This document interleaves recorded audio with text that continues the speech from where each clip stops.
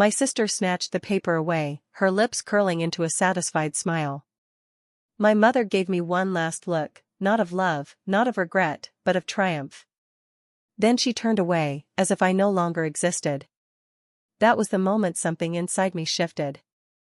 They thought they had broken me, but what they had really done was awaken something I didn't know was there. A fire, faint but steady, sparked in my chest. If this was the family I had been clinging to, then maybe it was time to let go. The sound of the front door slamming echoed in my ears long after they'd left the room, and for the first time in my life, I felt like a stranger in my own home. The living room was dim, shadows stretching long across the walls, the silence suffocating. My hand still tingled from holding the pen, my heart still raced from the pressure of the choice I'd been forced into. I had done what they wanted. I had signed. But instead of feeling relief, I felt a hollow emptiness gnawing at me, as if the paper had stolen something I could never get back. I remember sitting on the edge of the sofa, staring at the carpet, trying to replay what had just happened. The sirens faded. The red and blue glow outside disappeared. But the storm inside me only grew louder. I wanted to scream, to tear the papers apart, to make them see how cruel they had been, but I knew it wouldn't matter. My sister would only laugh, my mother would only sneer. And deep down, I understood something I had avoided for years: no matter what I did, no matter how much I begged or obeyed, I would never be enough for them. My thoughts kept circling back to Samira. My sister. My best friend once upon a time. I couldn't help but see flashes of her as a child, the little girl who used to cling to my arm when she was afraid of the dark, the teenager who shared stolen snacks with me when mom wasn't looking. How did that girl turn into this woman who would stand over me like a warden, demanding my submission? Was it jealousy? Hatred? Or had she always been waiting for the chance to crush me? But the part that cut deepest wasn't Samira. It was my mother. She had called the cops. She had set the stage, handed my sister the dagger, and stood by to watch me bleed. For years, I told myself she was hard on me because she wanted me strong, because she loved me in her own way. That night stripped away every excuse I had ever made for her.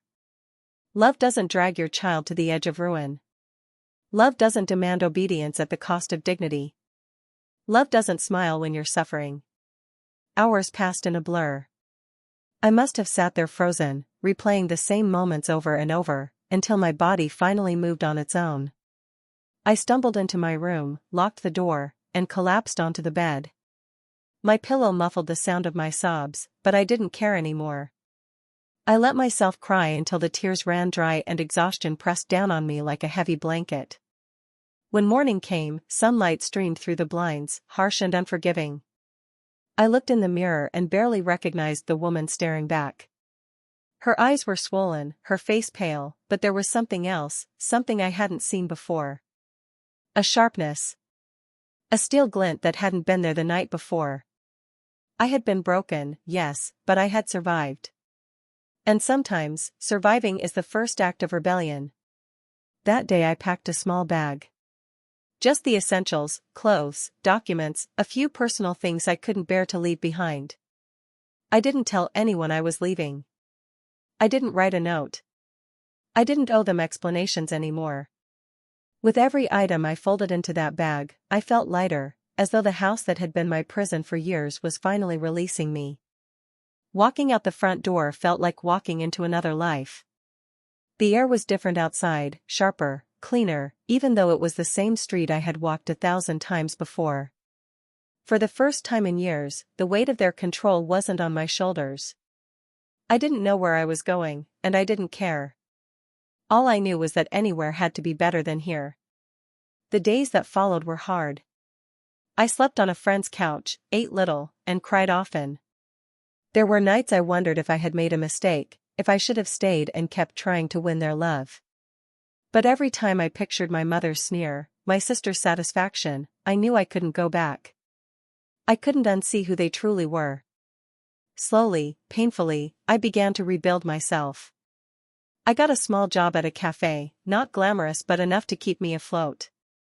I started journaling at night, pouring out the venom that had been festering inside me for years. Each page I filled made me feel a little freer, a little more alive. I even began to dream again, small dreams at first, like finding a place of my own, but eventually bigger ones. College. Travel. A future.